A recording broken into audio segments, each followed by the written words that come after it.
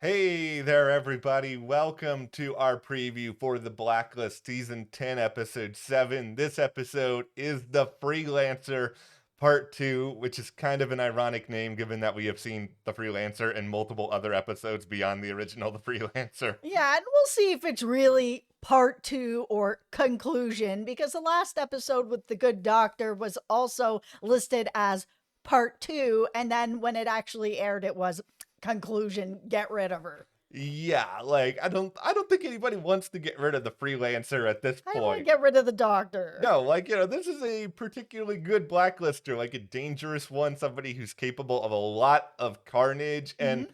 I think at this point, especially if some of us are feeling kind of like this season has been very low stakes or low budget or very just sort of feeling small, the freelancer's somebody who like tried to have like planes run into each other it's like this is somebody who you could have in like a Fast and the Furious movie or something. Absolutely. We will talk a little bit about his return, what it means. There's a little bit of a wrestler storyline in here as well. So it's Mhm. like, here you go, wrestler. You got something to do other than like tell Thea how hard it is to do this job. It only took 7 episodes. All right, all right. Well, before we go further, hit that subscribe button.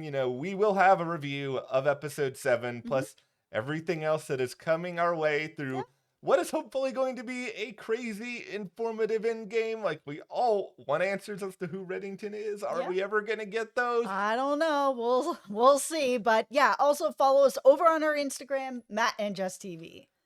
Okay, let's just start with our old buddy, Mr. Freelancer here, who okay, apparently, he's going to be turning back up. He's going to unveil this like big scheme that's Mhm. involving like a local photographer. And it's like, okay, well, number one, why would Wujing or Reddington care about a photographer at this point unless it's like, can they photograph Reddington and Cooper? Do they have that like back in time somehow? Yeah, I mean, that was the only big reveal in this last episode, is that Wujing has kind of figured out a little bit of a connection with the task force and Cooper. So, I mean, maybe this photographer is going to be brought in to help, I don't know, figure out something with Cooper, get more information. The freelancer is going to be in there to help as well.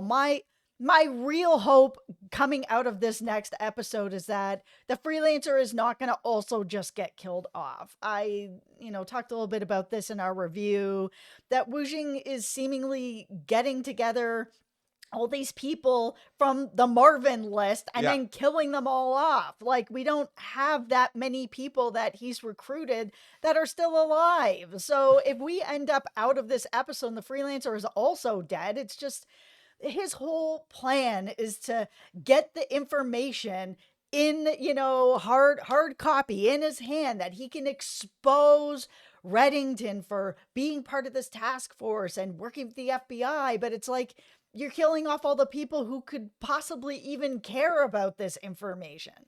Also, Blacklist, don't ruin your own fun. And like by that I mean the freelancer's a fun villain. He's like the very first like non-pilot episode. Like the, Mhm. the freelancer was in the second episode of this show. Wu Jing, the third episode of this show. There's like so much nostalgia.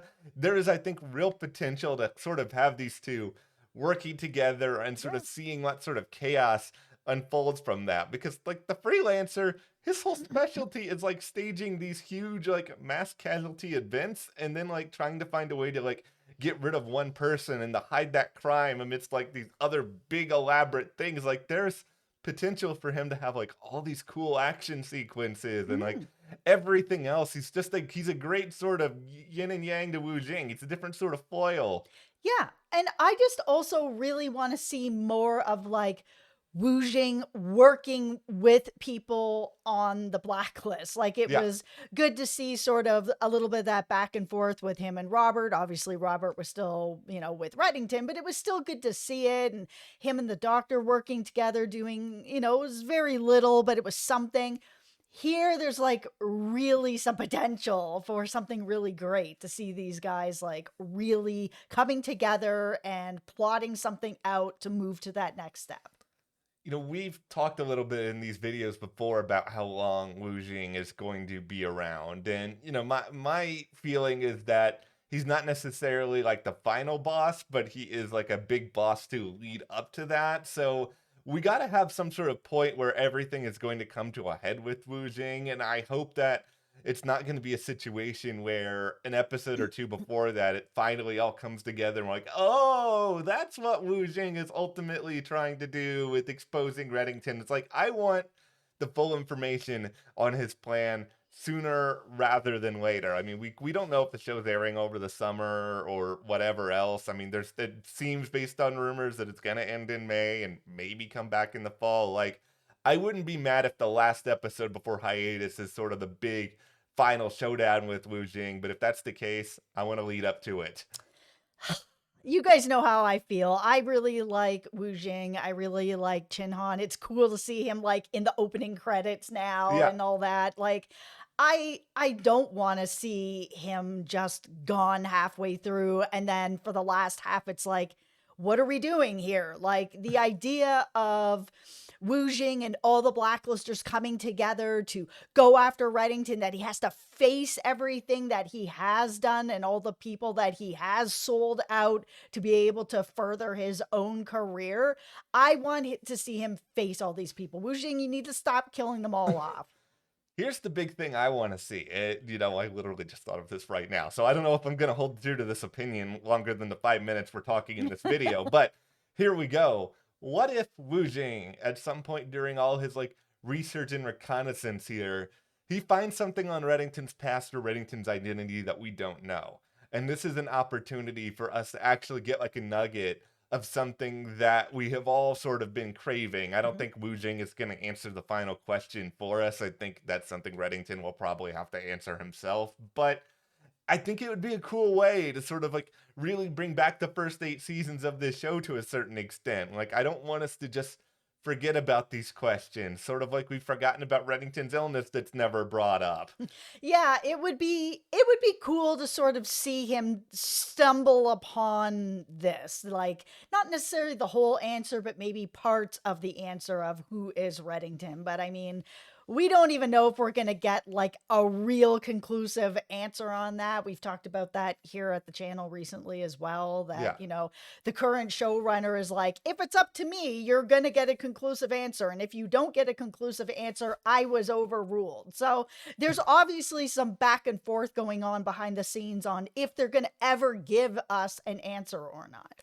Given how proficient apparently Eisendrath is at like subtly throwing other people under the bus, like I wonder if they don't he slid them head first right under the bus. If they don't end up showing their identity, is he gonna just like emerge somewhere and be like, it's this person's fault, and then just back out of the room? I would absolutely love it. Be messy, Eisendrath. We don't mind. He already is. Yeah. Okay. The other thing that's going on in this episode is apparently, Ressler's hitting some sort of personal milestone.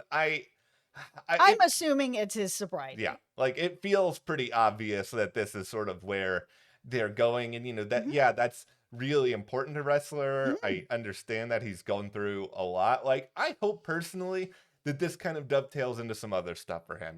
Think back to the early years, like when he had a love interest who was not in the FBI. He had like seemingly some sort of life, and I know he had this whole thing in this past episode being like, being in this job, it takes a real toll on you. It's just, okay, well, how about you get some of your power back here, Donald, and, you try to find some sort of life outside of the job. You still have a choice. If this is about his sobriety, I'd like to see it be more with him and Cooper, a little more with Dembe, because they've been around through that more than Sia. They're really pushing this like connection between Ressler and Sia, and it's not necessarily romantic. It doesn't feel like it anyways, that's where they're going. But it really is a lot of this, like, you don't know what it's like to be on this job. And, it's the same sort of thing over and over. And so if we are going into his sobriety and this is the big milestone, she hasn't been around for it. And I think she, of course, is going to be supportive, be like, hey, man, that's, that's really great. Keep it up.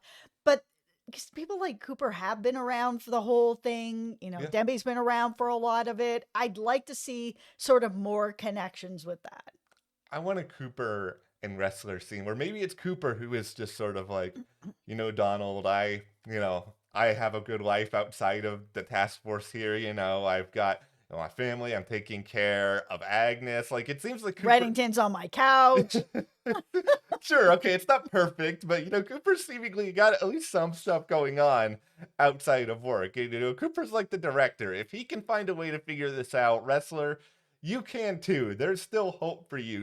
Just go join a book club. Just go and, like, do something that is not just, like, being sad, missing Liz, or like nearly dying on the job. Yeah, no, Ressler needs something outside of the job. And for me, if this whole series ends with him having something outside the job, it does not need to be a love interest, but something that is for him. And it's not like, oh, my life is just the job. It's the job. It's like, okay, well, he does need something else. I would feel pretty good about that, to see that he has something outside the job by the time this all wraps up. Okay, here's my headcanon theory here. This is too stupid to be tinfoil hat, so I'm not even gonna put on the hat for this. No, I'm putting on the hat. You don't know where this is going. I'm wearing the tinfoil hat. Let's go. You're gonna take it off in a second. Okay, here we go. Ressler at the end of this is gonna be like, I want more fun in my life. Who is fun for me? Aram. He's gonna move to New York City. They're gonna be like, you know what? Let's go out tonight. Let's go to the karaoke bar. And they're going to go there, and Connor Roy is going to be there singing Leonard Cohen. And then they're all going to like hang out together. That is how this show is ending. Okay, you're right. I'm very sorry I put that tinfoil hat on. I warned you. Take it off. This was stupid. We're covering Succession. This is all just like a way to hype up the Succession videos. But no, okay. It's great. If you guys aren't watching it, it's fantastic. It's in its final season as well. All right. Well, let us know your theories. What do you think is going to be going on here with the Freelancer, with Ressler? Are we really building towards something here? Let's cross our fingers. Yep. Share in the comments. And thank you guys for watching. We'll see you here next time.